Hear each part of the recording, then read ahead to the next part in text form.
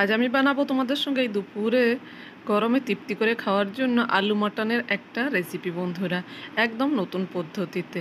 আর এই পদ্ধতিতে বানালে এক মুঠো ভাত কিন্তু তোমরা বেশিই খাবে। তো চলো রেসিপিটা দেখতে থাকো, আশা করছি তোমাদেরকে খুব খুব ভালো লাগবে এই মটন কারির রেসিপিটা।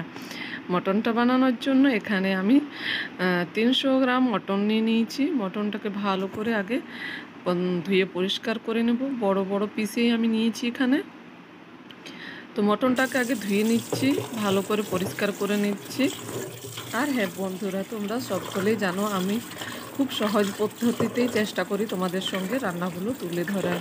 তো এই সম্বন্ধে কোনো মতামত থাকলে অবশ্যই আমাকে তোমরা জানাতে পারো কমেন্ট করে বন্ধুরা।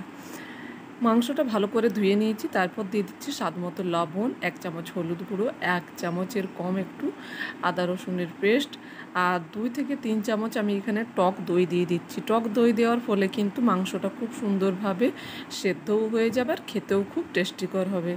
তাই দইটা অবশ্যই দেবেন বন্ধুরা, আর একটু চেষ্টা করবেন টক দই দেওয়ার জন্য। এখানে 2 থেকে 3 চামচ সর্ষের তেল দিয়ে ভালো করে মেখে আধ ঘন্টার মতো রেখে দিচ্ছি। এদিকে একটা প্লেটের মধ্যে বেশ কিছুটা আমি আলু নিয়ে নিয়েছি, 5টা আলু ডোমো করে কেটে নিয়েছি। তারপর প্রেসার কুকারের মধ্যে বেশ কিছুটা সর্ষের তেল দিয়ে তেলটা ভালো করে গরম করে নিয়ে এখন আলুগুলোকে নুন হলুদ দিয়ে ভেজে উঠিয়ে নেব। এইভাবে 5-7 মিনিট এইভাবে নাড়াচাড়া করলে একদম হাই ফ্লেমে আলুগুলো কিন্তু ভাজা হয়ে যাবে। আলুগুলো ভেজে উঠিয়ে নিয়েছি, তারপর 2টো শুকনো লঙ্কা, একটা তেজপাতা আর শুকনো গোটা মশলা, আমি গরম মশলা ফোড়ন দিয়ে দিয়েছি। তারপর একটা বড় সাইজের পেঁয়াজকে আমি 4 থেকে 5 টুকরো করে নিয়েছি, আর এটা 2 থেকে 3টে পেঁয়াজ আমি ঝিরিঝিরি কেটে নিয়েছি। তারপর অল্প লবণ দিয়ে এটাকে আমি নাড়াচাড়া করে নরম করে নিয়েছি, পেঁয়াজটাকে একটু হালকা ভাজা ভাজা। তারপর ম্যারিনেশন করা মাংসটা দিয়ে দিচ্ছি। মাংসটাকে দিয়ে আমি বেশ কিছুক্ষণ 5-7 মিনিট এটাকেও কষিয়ে নেব একদম লো টু মিডিয়াম আছে। তবে তার আগে আমি এর মধ্যে দিয়ে দিচ্ছি আর রসুনের বাটা 1 চামচ, আর জিরে গুঁড়ো, ধনে গুঁড়ো, লাল লঙ্কার গুঁড়ো, মানে এখানে ঝাল লাল লঙ্কার গুঁড়ো ব্যবহার করেছি। সব মিলিয়ে আমি 1 চামচ করে দিয়ে দিয়েছি, 1 থেকে 1.5 চামচের মতো করে। তারপর ভালো করে মিশিয়ে এগুলোকে কষিয়ে নিচ্ছি। এটাকে সুন্দরভাবে কষিয়ে নেব যতক্ষণ না মাংস থেকে তেল ছেড়ে দিচ্ছে আর মাংসর থেকে সুন্দর একটা গন্ধ বেরিয়েছে। মাংসটা কষানো হয়ে গেছে, মাংস থেকে কিন্তু সুন্দরভাবে তেলও ছেড়ে দিয়েছে আর মাংস থেকে সুন্দর একটা গন্ধও কিন্তু বেরিয়ে আসছে।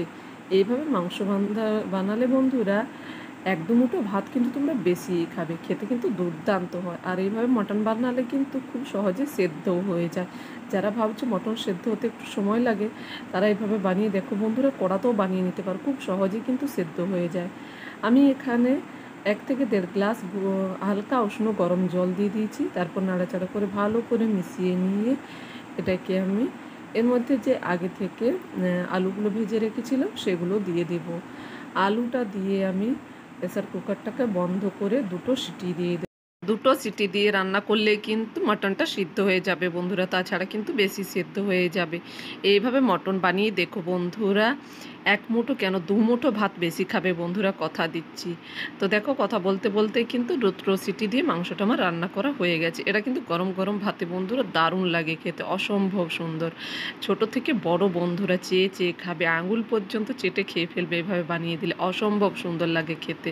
তো রেসিপিটা ভালো লাগলে অবশ্যই চ্যানেলটি লাইক শেয়ার সাবস্ক্রাইব করতে ভুলো না বন্ধুরা, আর কমেন্ট করে জানাতে ভুলো না কেমন লেগেছে। তোমাদের কমেন্টের অপেক্ষায় কিন্তু আমি রইলাম বন্ধুরা। আর বানানো খুব সহজ কিন্তু এটা।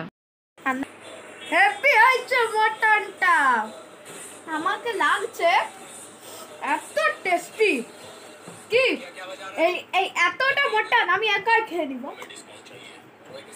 আপনারা যদি ভালো লাগে থাকে তাহলে লাইক কমেন্ট শেয়ার আর সাবস্ক্রাইব অবশ্যই করবেন।